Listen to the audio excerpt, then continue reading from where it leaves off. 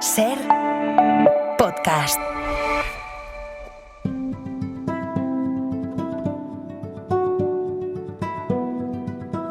Hora 25, con Aimar Bretos.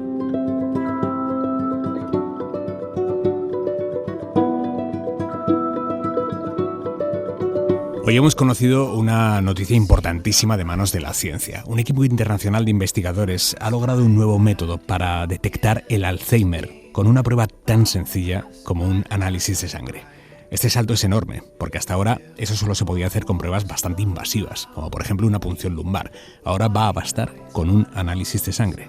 Este descubrimiento ha sido liderado por científicos del Centro de Investigación del Cerebro de Barcelona, el BBRC, que forma parte de la Fundación Pascual Maragall y del Instituto de Investigación del Hospital del Mar. Hemos ido a su laboratorio en Barcelona para conocer todo su trabajo. Marc Suárez Calvet, buenas noches. Buenas noches. ¿Qué relevancia tiene la confirmación de que se pueda detectar el Alzheimer con un análisis de sangre? Pues es muy importante, primero porque tenemos que hacer el diagnóstico de Alzheimer de forma adecuada. Todavía hay muchos pacientes en nuestro país y alrededor del mundo que no tienen un diagnóstico preciso, claro, de Alzheimer. Hay mucha gente que pues va al médico, incluso al neurólogo, y queda el diagnóstico pues en una cosa general como deterioro cognitivo, como demencia senil, que es una palabra que para los neurólogos pues no nos gusta nada. Entonces hay que poner apellidos a las causas de deterioro cognitivo, a las causas de demencia. Y tenemos que saber si realmente es debido a un Alzheimer, que es la causa más frecuente, pero no la única, de demencia y deterioro cognitivo, o es debido a otras enfermedades neurológicas que también lo pueden causar,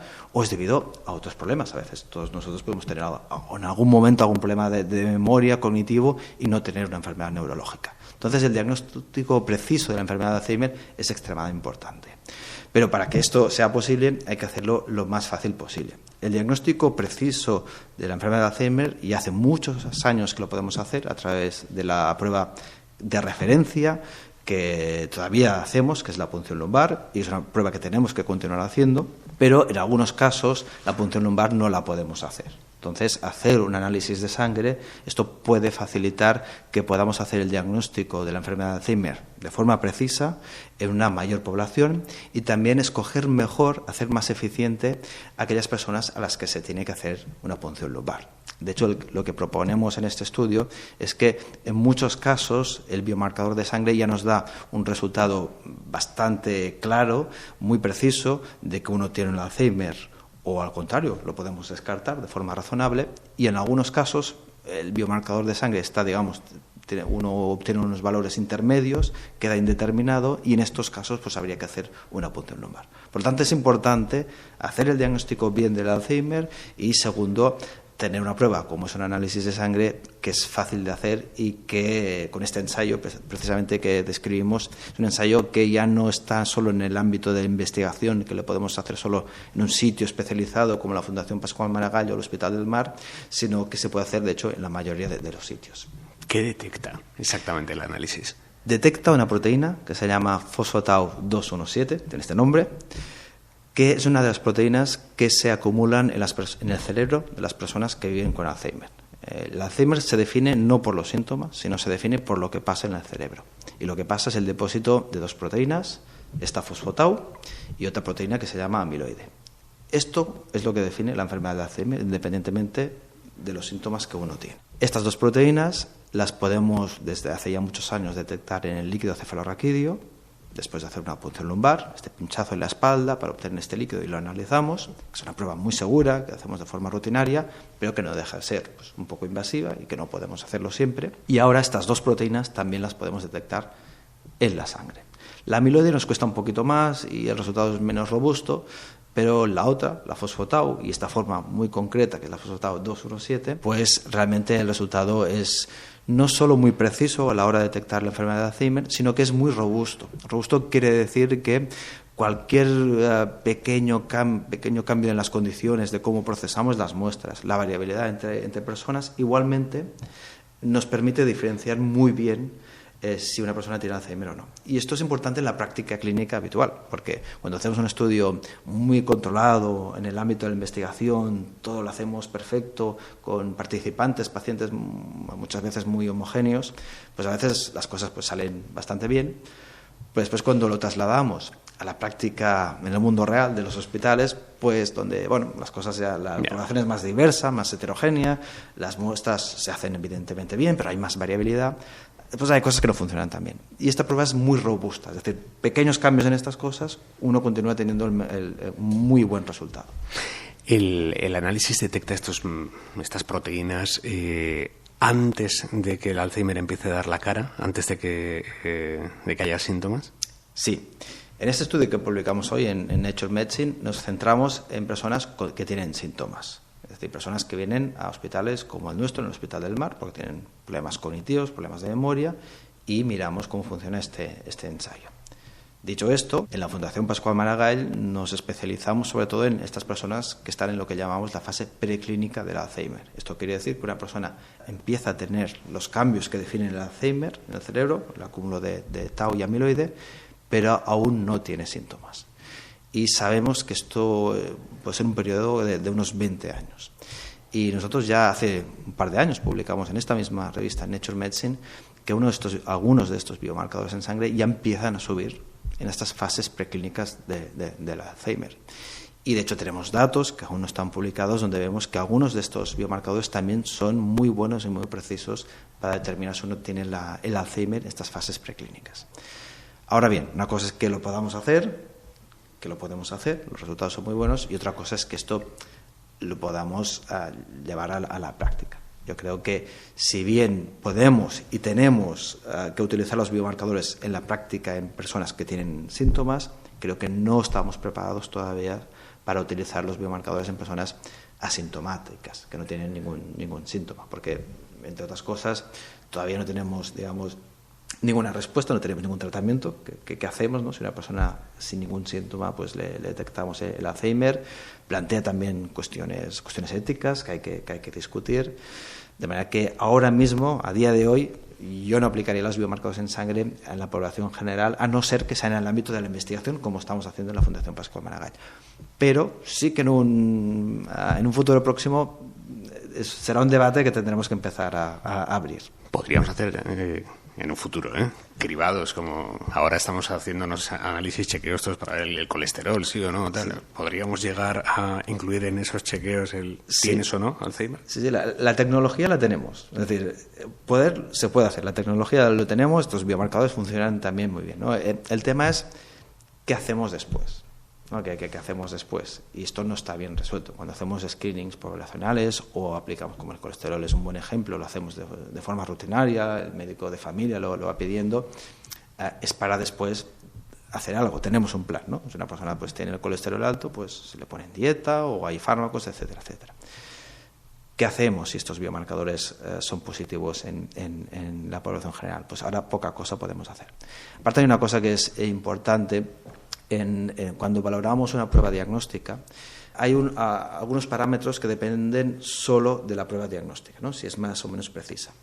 Pero después, su utilidad depende también de la prevalencia de una enfermedad en la población. Y me explico. Cuando uno utiliza una de estas pruebas en una población con un alto riesgo de Alzheimer, como la que vemos en los servicios de neurología, esto tiene un alto valor predictivo. En cambio, la población general, donde afortunadamente la prevalencia de Alzheimer es baja, aunque tengas una prueba muy precisa, tener un resultado positivo no tiene un alto valor predictivo. Hay que ir con mucho cuidado en la interpretación de esta prueba, porque lo más probable, simplemente por la prevalencia de la enfermedad, es que igualmente tú seas negativo. Entonces hay que ir con mucho cuidado en su interpretación. Ahora mismo, si ustedes detectan a través de la prueba de sangre el Alzheimer en un paciente con unos primeros síntomas, ¿sí? ¿Qué se puede hacer? ¿Tenemos algún tipo de herramienta para contener la evolución de la enfermedad, para aplicarle algún tratamiento en esas primeras fases? ¿Se puede hacer algo? Lo que podemos hacer es primero contestar la pregunta que el paciente nos hace. Es decir, si un paciente, no estamos hablando de las personas asintomáticas en la población general, ¿no? Estamos hablando de pacientes con síntomas que nos vienen a ver a los neurólogos, a los médicos, ¿no? Y tenemos que poder dar una respuesta, ¿no? ¿Por qué tengo estos problemas de memoria? Pues tranquilo, está todo bien, ha salido bien, no es Alzheimer. O sí. Aquí es muy importante y será muy importante la información. Es decir, uno no puede pedir estos análisis así sin consultar, informar al paciente. habrá que explicar a los pacientes que si hacemos esta prueba les vamos a dar un resultado. Este resultado es pues si hay un riesgo elevado o no de Alzheimer, y habrá gente que lo querrá saber y otra gente que quizá no. Entonces habrá que informar muy bien, tendremos que hacer un ejercicio importante a los neurólogos, los médicos que utilicen estos biomarcadores para informar bien al paciente las consecuencias que tiene saber esta información. Ahora, yo creo que es importante al final que sea el paciente que bien informado decida, no tener una actitud paternalista y nosotros decir mejor que no lo sepa, ¿no? A veces incluso no habiendo ningún fármaco, uno pues tiene el derecho a saberlo y tomar las decisiones que considere oportunas. En cuanto a fármacos, existen actualmente algunos fármacos sintomáticos para la enfermedad, es decir, fármacos que no modifican la evolución, pero que pueden mejorar un poquito los síntomas. No mucho, hay que decirlo, pero existen y en algunos casos pues se pueden dar. Sí que sabemos también que hay muchos factores de riesgo, factores cardiovasculares que tienen una influencia y por lo tanto pues se pueden intentar controlar más, aunque esto es una cosa que deberíamos hacer todos. Y después hay algunos fármacos que sí que son modificadores de la evolución de la enfermedad, que no curan, pero que sí que han demostrado frenar algo, aunque sea moderadamente la enfermedad, que están aprobados en algunos países como Estados Unidos, como Japón, y que en Europa no están aprobados todavía, pero que están en discusión en la Agencia Europea del Medicamento y que quizá en un futuro próximo están disponibles, probablemente no a todas las personas con un diagnóstico de Alzheimer, pero quizá en algunas personas en concreto, ¿no? Y los biomarcadores en sangre en este sentido pueden ayudar a detectar mejor las personas que tienen Alzheimer y buscar pues las personas que serían candidatas a estos potenciales fármacos. ¿Qué siente hoy cuando se publica este innegable avance que lleva en parte su firma? Bueno, estoy muy contento sobre todo porque por muchas cosas. Primero porque el campo de Alzheimer está avanzando muchísimo. Yo acabé la residencia en 2009, o sea, ya hace muchos años, y en aquel momento pues no podíamos hacer muchas cosas. Y ahora pues los neurólogos que vemos pacientes con Alzheimer y otras enfermedades neurodegenerativas, todavía no los podemos curar, todavía nos faltan muchas herramientas, pero empezamos a poder hacer cosas. O sea, yo creo que estamos en un momento muy interesante de la neurología y en concreto del Alzheimer y otras enfermedades neurodegenerativas. Y la otra cosa es que, claro, hoy se publica este trabajo, pero esto es el resultado de un trabajo de muchos años. Aquí en la Fundación Pascual Maragall empezamos, ahora el laboratorio que tenemos cumple 3 años, empezar un laboratorio desde el principio pues cuesta mucho, ¿no? Y después todo el equipo, ¿no? La primera autora de este estudio es Federica Anastasi, que es postdoc en mi grupo, en mi laboratorio, que ha hecho un trabajo fantástico, y es importante pues reconocer todo el trabajo que ha hecho Federica Anastasi en este caso, pero todo el grupo, y no solo de nuestro grupo en el Hospital del Mar y la Fundación Pascual Maragall, pero también el resto de universidades y centros hospitalarios en Suecia y en Italia, porque ha sido un trabajo colaborativo de diferentes centros. ¿Cuánto va a tardar en penetrar en toda la atención primaria española esta prueba?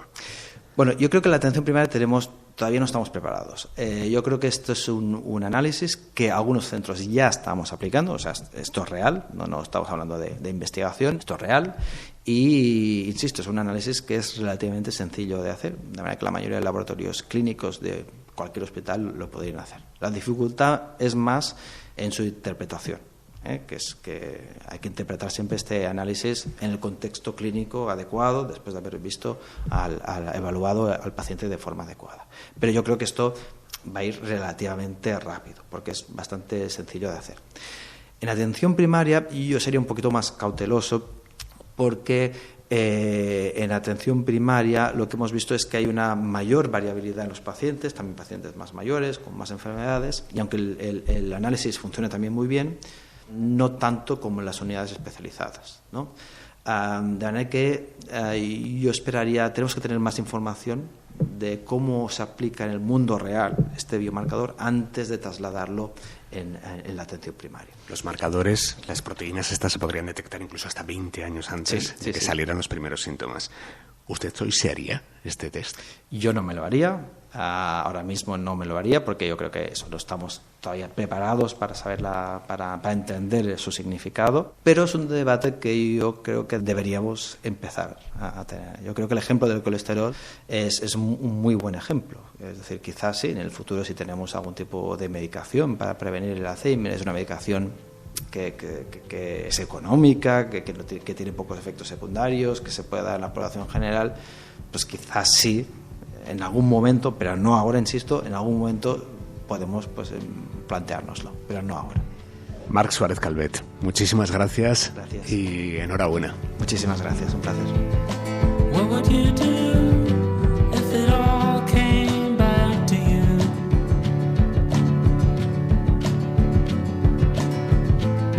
Each crest of each wave, bright as lightning.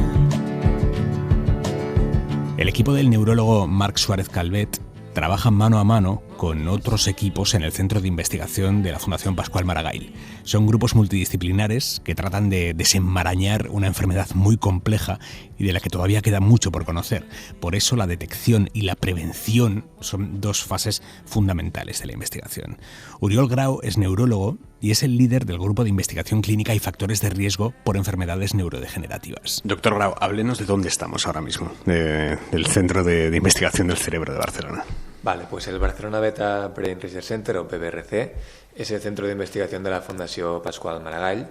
La Fundació Pascual Maragall se creó con el objetivo de hacer frente a la enfermedad de Alzheimer con un enfoque muy basado en la prevención. Entonces esto fue una aproximación bastante pionera porque hasta ese momento pues la mayoría de investigaciones estaban centradas en las personas con deterioro cognitivo leve o demencia y en este caso pues se fue a la fase anterior, a lo que llamamos la fase preclínica, que es todo digamos la fase durante la cual se producen cambios biológicos de la enfermedad pero todavía no hay manifestaciones clínicas evidentes. Entonces esta fase es muy interesante porque es una ventana única para poder aplicar estrategias preventivas. Aquí nos hemos centrado en lo que es el diagnóstico precoz y en el diseño de nuevas estrategias para prevenir el deterioro cognitivo. ¿Y ahora qué sabemos de cómo se puede prevenir el Alzheimer? A día de hoy, ¿qué sabemos? Bueno, hay varios enfoques, ¿no?, de investigación. Por un lado, lo que cada vez hay más evidencia de que se puede, de que hay cierto margen, ¿no?, para prevenir el deterioro cognitivo. El deterioro cognitivo, para empezar, no es algo inevitable con el envejecimiento.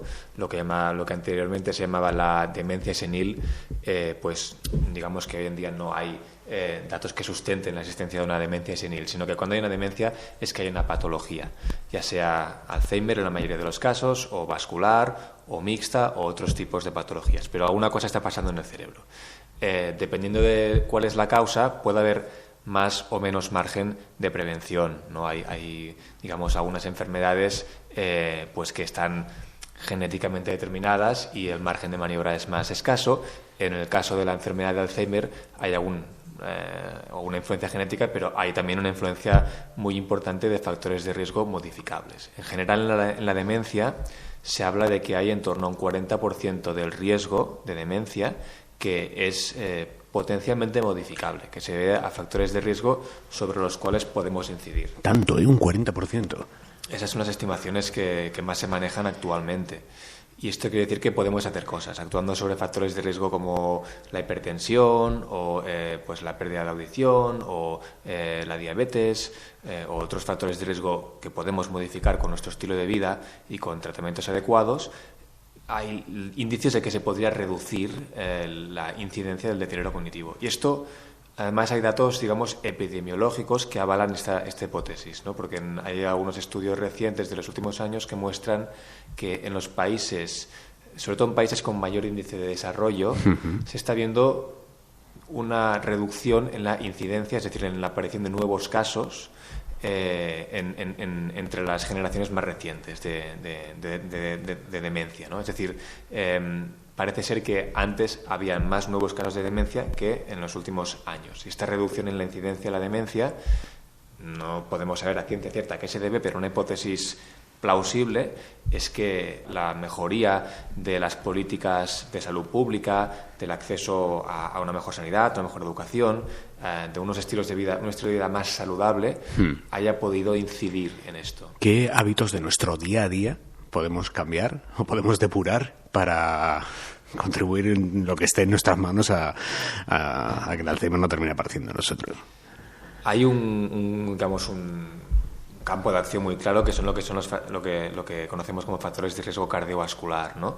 Todo lo que afecta a nuestra salud cardiovascular está relacionado no solo con nuestro corazón y nuestras arterias, sino íntimamente relacionado con el cerebro, porque al final el cerebro se nutre de la sangre que llega a través de la circulación de las arterias, y la salud de las arterias es importante para la salud del cerebro. Entonces, controlar nuestros factores de riesgo como la hipertensión, el colesterol, la diabetes es importante, y todo lo que pueda redundar en una mejor salud cardiovascular, como hacer ejercicio físico, ¿no? O sea, evitar la vida sedentaria, hacer una dieta equilibrada, ¿no? Con bajo contenido en grasas saturadas, con pues elevada cantidad de fibra, de fruta, de verdura, etcétera, pescado azul, pues todo esto, legumbres, puede favorecer no solo nuestra salud general y cardiovascular, sino también puede ayudar a reducir el riesgo de deterioro cognitivo. ¿Hay una cuestión genética en el Alzheimer? En el Alzheimer tenemos que diferenciar claramente, ¿no?, lo que consideramos formas genéticamente determinadas del Alzheimer, que estas son raras, las que clásicamente conocemos como Alzheimer genético. Ese no es más que un 1%, ¿no? Exacto. Según qué estimaciones no llega ni al 1% de todos los casos, y son casos muy concretos en familias donde hay muchos casos y que suelen debutar a edades muy tempranas. Entonces, en estos casos sí que hay mutaciones en unos genes, concretamente en 3 genes, que están implicados en el metabolismo de la proteína beta-amiloide, que es una de las proteínas que se acumulan de forma patológica en la enfermedad de Alzheimer. Estas mutaciones lo que hacen es que se produzca una gran cantidad de proteína beta-amiloide y, por lo tanto, que se sature el sistema, se acumule mucho más amiloide del que se puede metabolizar, y esto pues acaba produciendo la aparición de la enfermedad de Alzheimer, digamos, virtualmente en todos los casos, ¿no? Si las personas viven suficiente tiempo, pues seguramente desarrollarán la enfermedad. Esto es muy diferente de lo que llamamos la enfermedad de Alzheimer esporádica, que es el 99% restante, y en este 99% sí que hay una influencia genética. Sabemos sobre todo que un gen llamado ApoE tiene pues una variante, que es la variante 4, que aumenta el riesgo de desarrollar la enfermedad de Alzheimer. Que aumente el riesgo no quiere decir que las personas portadoras de esta variante de riesgo sí o sí vayan a desarrollar demencia, no es así, pero sí que aumenta el riesgo. Pero, como decía antes, el riesgo no depende únicamente de los genes, sino que hay un amplio margen de variabilidad que es atribuible a otros factores, algunos de ellos modificables, ¿no? La edad también es importante, el sexo, por ejemplo, en el caso del Alzheimer, el sexo femenino también se asocia a un mayor riesgo. Y, en definitiva, la enfermedad de Alzheimer es lo que llamamos una enfermedad excepto los casos genéticos, es una enfermedad de lo que llamamos multifactorial, donde hay múltiples factores, y la genética tiene una influencia, tiene un peso, pero no, en la mayoría de casos no es lo que determina al 100% el desarrollo de la enfermedad. Desde su perspectiva científica, desde la línea de investigación en la que trabajan ustedes, ¿qué relevancia tiene el hecho de que hoy se haya confirmado que el Alzheimer se puede detectar a través de un análisis de sangre? Bueno, esto es un cambio de paradigma, ¿no? Porque nos permite, digamos, facilita mucho pues la detección de este tipo de proteínas, y por tanto es una metodología mucho más escalable y que puede ayudar a reducir mucho los costes y a democratizar el diagnóstico biológico de la enfermedad de Alzheimer. Me interesa esto de democratizar el diagnóstico. Sí, porque hasta ahora el acceso a tecnologías como el PET o la posibilidad de hacer punciones lumbares pues quedaba restringido a un grupo reducido de centros altamente especializados. Seguirá siendo necesario que haya personas que interpreten estos test, esto es importante. Es decir, el tener una metodología como una analítica de sangre que podemos hacer de manera mucho más, a una escala mucho mayor, no deja de implicar que además tenga que haber alguien experto en interpretar los resultados. Pero sin duda acerca mucho más, ¿no? O hace que la posibilidad de hacer este tipo de diagnóstico biológico pues se puede hacer a una mayor escala, ¿no? Tanto en los centros que ya hacían punción lumbar o PET, pues se puede hacer a más personas, porque hasta ahora el número de personas estaba más acotado porque son pruebas más costosas, más difíciles de hacer y no todo el mundo las podía hacer. Y también se podrá ampliar a otros centros que tenían acceso a este tipo de tecnologías. A eso me refiero con lo de democratizar, que al final podamos hacer un diagnóstico biológico, por lo tanto un diagnóstico más preciso en un mayor número de personas. A los científicos nunca les gustan los futuribles, pero yo quiero preguntarle si cree, por lo que están viendo a nivel internacional en la investigación sobre el Alzheimer, que vamos a ser capaces de retrasar sustancialmente o detener incluso la evolución del Alzheimer una vez aparezca. Sí, yo creo que me gusta porque nos has hecho servir la palabra curar, que es una palabra que para mí igual es a día de hoy demasiado optimista y creo que no me veo en condiciones de hacer un pronóstico en ese sentido, pero sí que estamos yo creo en condiciones ya de ser optimistas, de pensar que se pueda enlentecer. De hecho, los ensayos clínicos en base a los cuales se han aprobado algunos fármacos, como donanemab o lecanemab, que son fármacos que son inmunoterapias, que lo que hacen es retirar el amiloide del cerebro, estos ensayos clínicos han demostrado efectivamente que se puede enlentecer la progresión de la enfermedad. Ha sido la primera vez, ¿no?, que se ha observado que con un fármaco podemos enlentecer el curso natural de la enfermedad, ¿no?, que podemos modificar este curso natural de la enfermedad. Más o menos estos fármacos han mostrado que en personas con deterioro cognitivo leve o demencia leve debido a Alzheimer se puede retrasar su evolución aproximadamente en un 30%. Es decir, que por cada año estamos ganando un tercio, ¿no?, de calidad de vida. Eso es muy importante.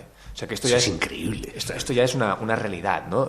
Hace falta, pues evidentemente, más datos, ¿no?, y datos del mundo real, ¿no?, fuera de los ensayos clínicos, que es importante, pero todo apunta a que esto ya es una realidad, que el enlentecer el curso de la enfermedad es una realidad.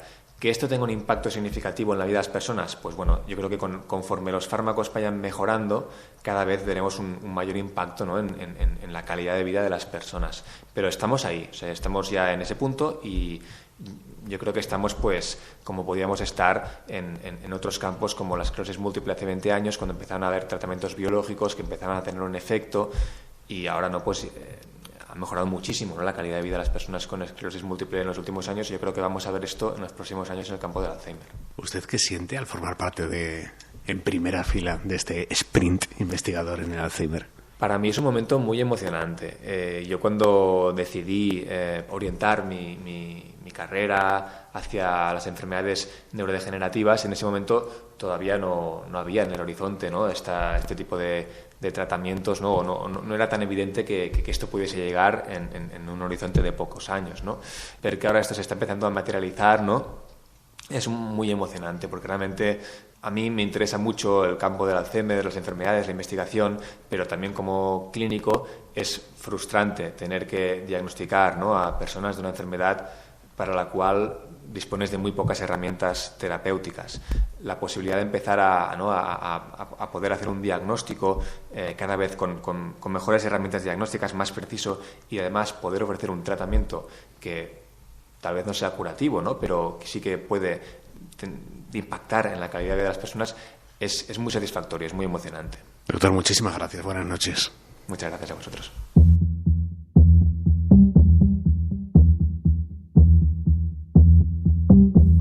En este laboratorio existe un equipo especializado en neuroimagen. Lo que hace ese grupo es analizar todo lo que pasa dentro del cerebro, cómo va evolucionando, cómo el órgano se va haciendo pequeño según se van muriendo las neuronas y cómo se van acumulando en determinados puntos del cerebro las proteínas que acaban provocando el Alzheimer.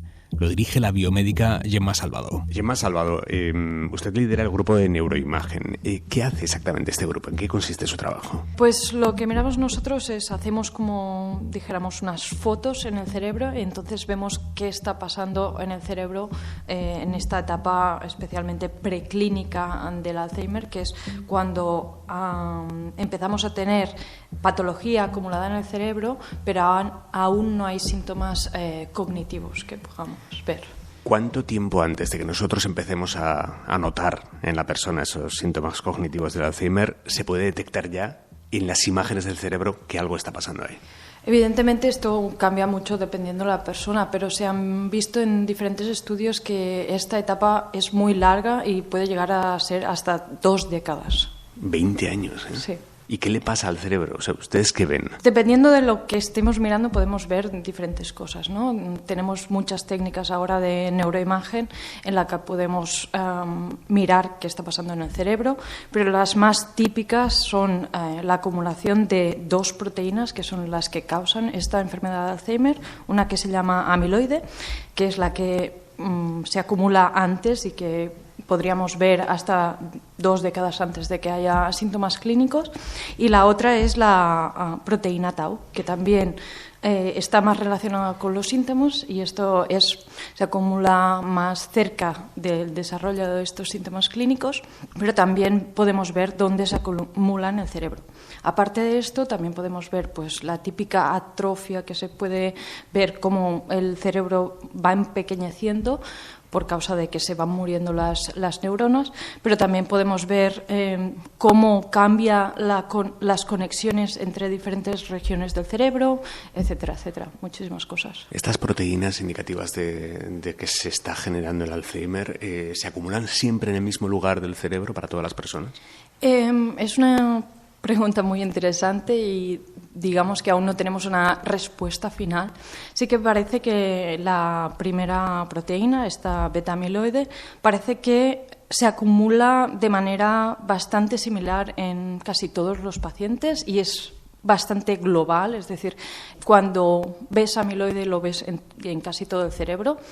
Hay zonas un poco iniciales, pero más o menos igual. La proteína tau sí que parece que es más especial y que justamente donde se acumula es donde aparecen estos síntomas clínicos. Sabemos que el cerebro, pues hay zonas que están más relacionadas con la vista, con el lenguaje, con el razonamiento. Pues dependiendo de dónde se acumula esta proteína tau, vemos que los síntomas están más relacionados con las áreas que llevan a este. ¿Estas proteínas son, digamos, son bloqueantes o qué ejercen en nuestro cerebro? ¿Se sabe exactamente?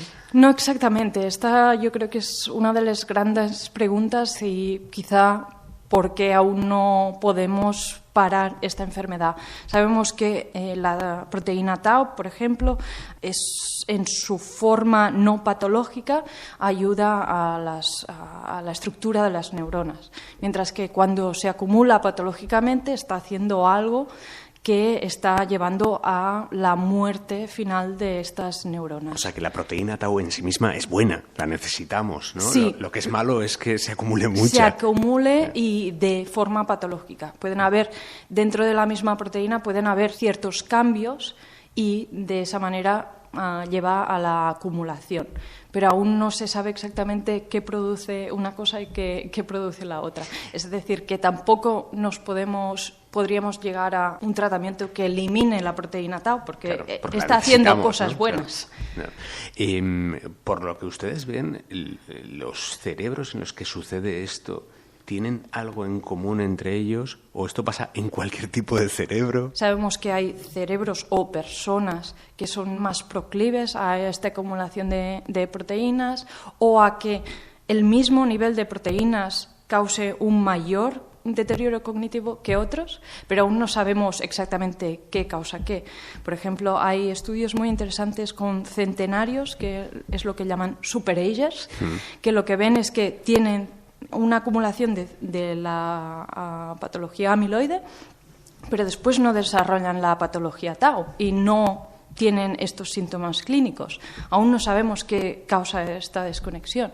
Lo que sí que sabemos es que hay ciertos genes que hacen que tengas, como hoy hace poco, más papeletas para que te toque este desarrollo de la enfermedad.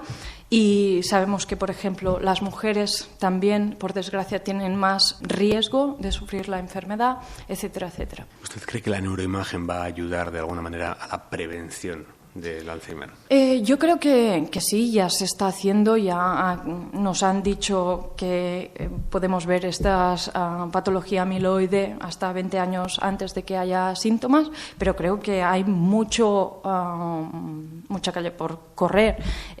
Ahora mismo estamos muy centrados en patología amiloide y tau, pero sabemos que para que las cosas salgan bien, yo creo que para un futuro ya más a medio o largo plazo, tenemos que caracterizar mejor los pacientes, es decir, no solo centrarnos en las proteínas, pero es el sistema inmune también, la reacción de este sistema inmune respondiendo mejor o peor, nos ayuda a prevenir esta enfermedad o a que la progresión sea más lenta, pues tenemos que mirar esto, y esto con biomarcadores de imagen lo podemos mirar. ¿Cómo se gestiona anímicamente? Supongo que esta pregunta se la habrán hecho muchas veces, pero ¿cómo se gestiona anímicamente trabajar en la investigación sobre o conjunto a o con pacientes que posiblemente no se vayan a beneficiar de los resultados de la investigación que ustedes están llevando a cabo?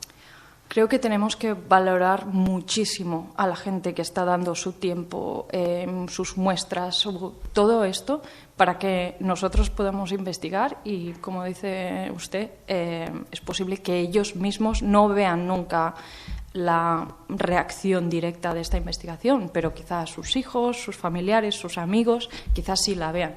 Yo creo que la gratitud es lo máximo que podemos decir de esta gente. Y yo creo que en los últimos 5 o 10 años nos hemos visto muy recompensados, que no es lo que estaba pasando 50 años atrás. Hemos visto muchos cambios en biomarcadores, sobre todo en sangre. Hemos visto los primeros ensayos clínicos positivos. Esto no pasaba. Hemos visto la primera tratamiento aprobado en Estados Unidos y en otros países, por desgracia aún no en Europa. Bueno, creo que es un rayo de esperanza muy grande que no veíamos en el pasado. Gemma Salvador, muchísimas gracias. Muchísimas gracias a vosotros. You don't even enter my thoughts, and I don't wait for your call. You can pretend to the end I walked you out my door.